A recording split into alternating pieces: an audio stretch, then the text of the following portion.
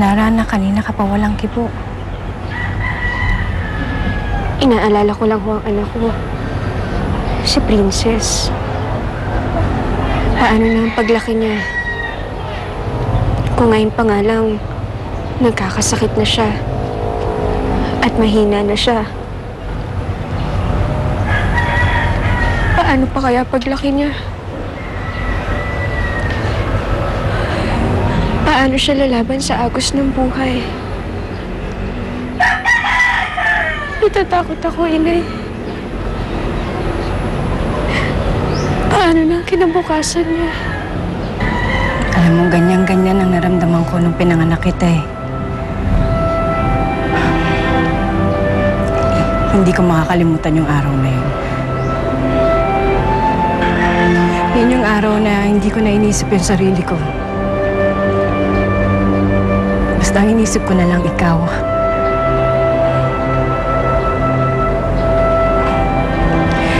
Alam mo, ang pagiging ina, ang pinakamahirap na trabaho sa lahat.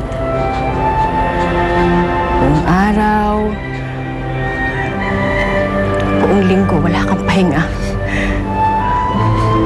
Wala kang break. Inay, kaya ko ba? Kaya ko ba maging isang ina?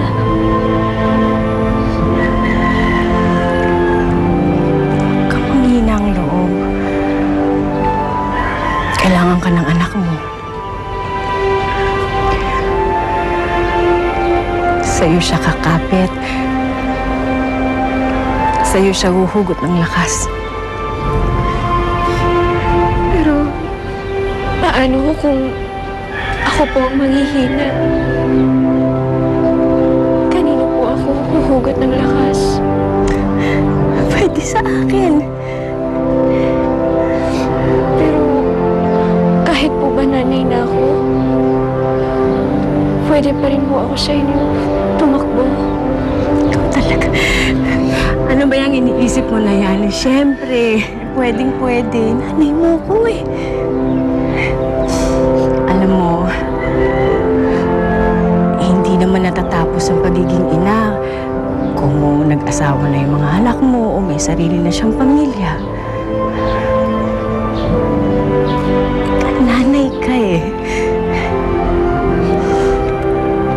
Kahit na magsilakihan na yung mga anak mo. Basta nagkasakit.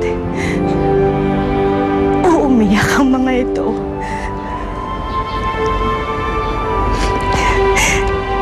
Tiyak na nanay pa rin ang tatawagin nila.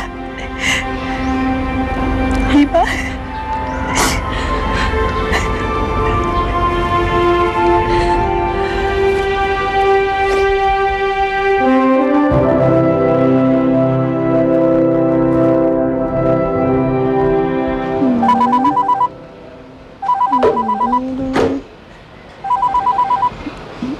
Si Richard.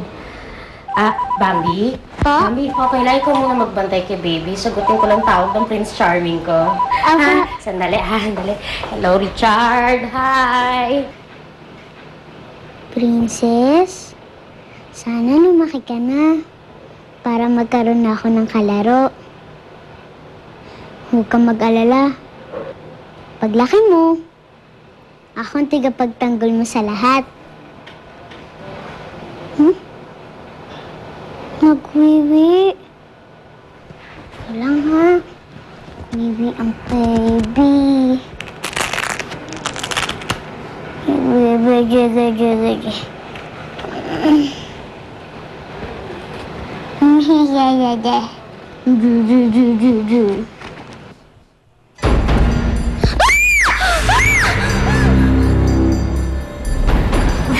Si Bambi yun na ba't sumigaw?